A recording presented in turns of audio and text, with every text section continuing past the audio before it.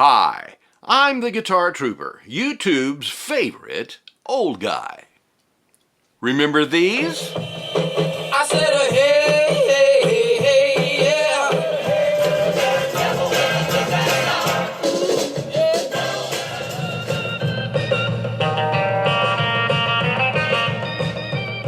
Tommy James did too. They were high-energy party records, if you will, of the 1960s blue-eyed soul movement, designed for excitement-filled group listening, typically without any deep lyrics. After the 1966 garage band hit Hanky Panky came out from Tommy James and the Shondells, their next two top 10 hits, I Think We're Alone Now and Mirage, were much different recordings, placing the group in the category of bubblegum rock.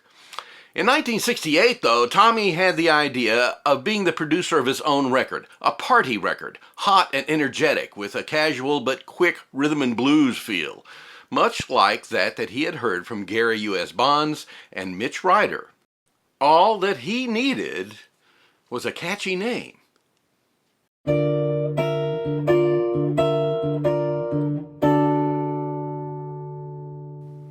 It's early February 1968. Century Sound Recording Studios, New York, approximately 6 p.m. Tommy's party record project begins without even a working title, being at this point more of a concept than a song. Tommy wants a strong rhythm track, one that they can build a song around later. Tommy, on guitar, works with only two other people, Pete Lucia from the Shondells on drums, and a friend of his on the bass. It takes an evening of setting the beat using 3 guitar chords or so and a bass line, and the initial backing track is recorded.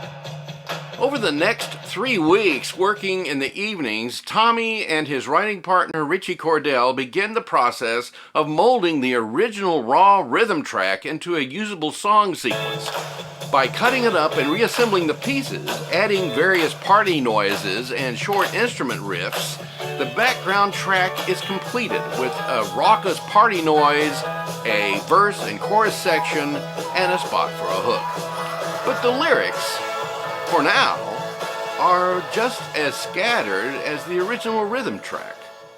It is now March 1968, the night before the scheduled final recording day, and Tommy and Richie retire to Tommy's Manhattan apartment at 888 8th Avenue to work on the lyrics. After several hours, Tommy and Richie have the basic phrases of the lyrics, but are still stuck for a catchy name to use for the title. They know that the spaces in the lyrics only need a 2-syllable girl's name, something kind of like, oh, Sloopy or such. Memorable and out of the ordinary, but it couldn't be so odd that it was laughable. Nothing that they can come up with so far works right.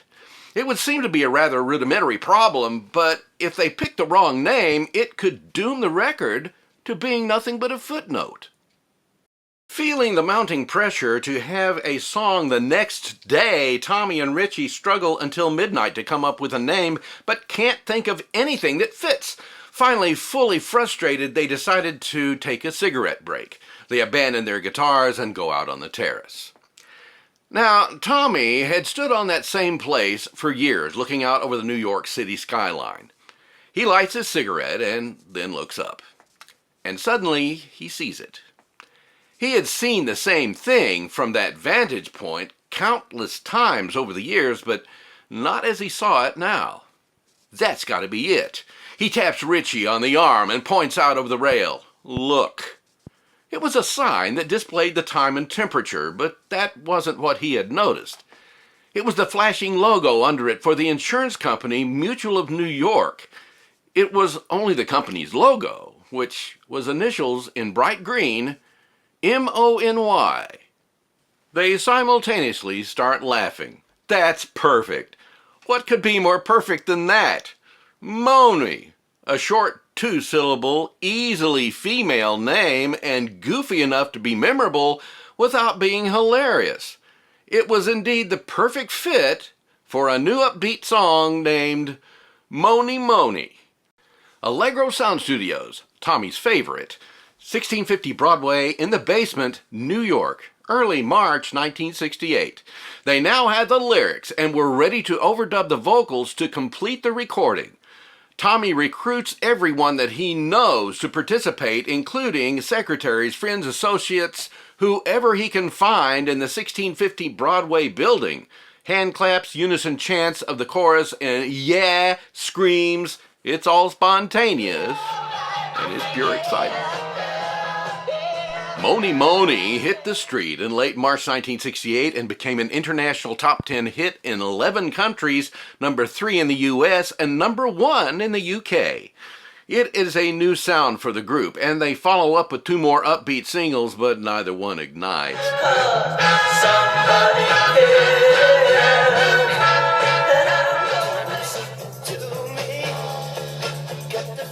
After those, their next and last number 1 hit, Crimson and Clover, will return to the softer sound by which Tommy James and the Shondells were known.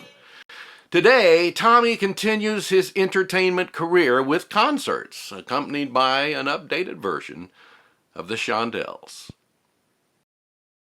Hey guys, thanks for watching, and I hope that you enjoyed the video. If you did, please do me a favor and click on that like, thumbs up icon and leave a comment. Let me know what you think. The comments can also be used to suggest video subject matter regarding pop music and pop music culture between the 1950s and the 1970s. A great thing that you can do also to support the channel is just sharing the video with your friends. Just click on the icon with the arrow and pick the destination person and help us expand the audience.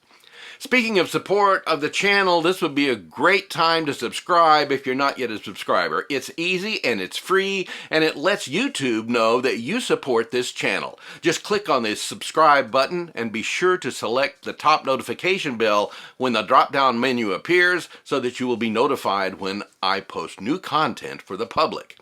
If you would like the opportunity to see content a few days earlier when it is viewable only to channel members, you can upgrade your subscription and become one. Just click on the join icon and follow the instructions. It's not free to upgrade, but it's as cheap as YouTube would let me make it.